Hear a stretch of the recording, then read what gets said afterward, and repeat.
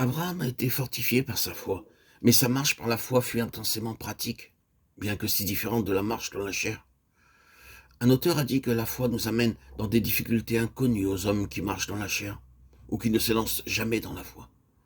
Mais de telles difficultés nous élèvent là où la chair n'a plus le pouvoir de nous aider, et rendent nécessaires des révélations divines particulières. Et Dieu se sert toujours d'expériences semblables pour donner à notre esprit l'éducation dont il a besoin.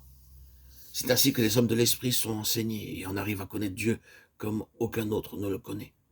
Ainsi, la foi est la loi de la marche du nouvel homme, de l'homme intérieur, qui le fait entrer par des étapes successives dans le cœur même de Dieu, qui couronne ce chemin par cette désignation incomparable, mon ami. Il faut encore mentionner en général une autre chose. Le nouvel homme de l'esprit doit apprendre un nouveau langage. C'est le langage de l'esprit, et il devra apprendre de plus en plus profondément que le prestige du langage et de la sagesse, ou ce que les hommes appellent les discours persuasifs de la sagesse, 1 Corinthiens 2, 1 et 4, n'ont aucune valeur dans le service spirituel. Si toutes les allocutions et la prédication et les études de l'évangile qui se font en une seule semaine étaient l'expression du Saint-Esprit, quelle révélation imposante de Dieu serait imposée au monde. Mais il n'en est évidemment pas ainsi, et cette puissance ne se fait pas sentir. Il est impossible de parler dans le Saint-Esprit et par le Saint-Esprit sans que se produise quelque chose de lié à l'éternité. Mais cette capacité n'appartient qu'à ceux qui sont nés de l'Esprit, ceux dont l'Esprit a été uni au Seigneur. Et ceux-ci doivent apprendre à abandonner leurs propres paroles et à parler lorsqu'ils sont poussés par l'Esprit Saint. 2 Pierre 1, 21.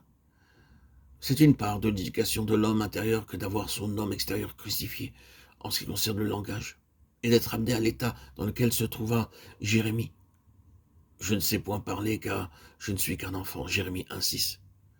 Ce n'est pas seulement en tant que pécheur que nous devons être crucifiés avec Christ, mais en tant que prédicateur ou orateur ou témoin.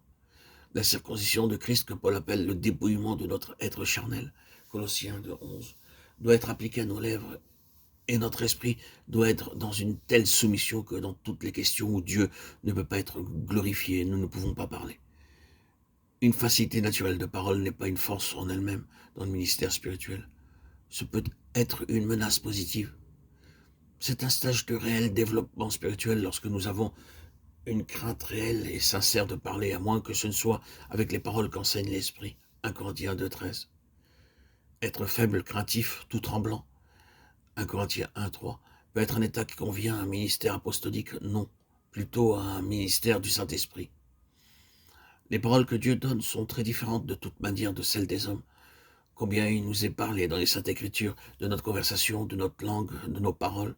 Et toujours il nous est dit qu'elles doivent être gouvernées par l'Esprit et non être simplement des expressions de l'âme dans l'un ou l'autre de ces départements. S'il est vrai que seul l'Esprit vivifié peut recevoir la révélation divine, il est également vrai qu'une telle révélation demande un don divin de la parole nécessaire pour l'exprimer, afin d'accomplir son but spirituel.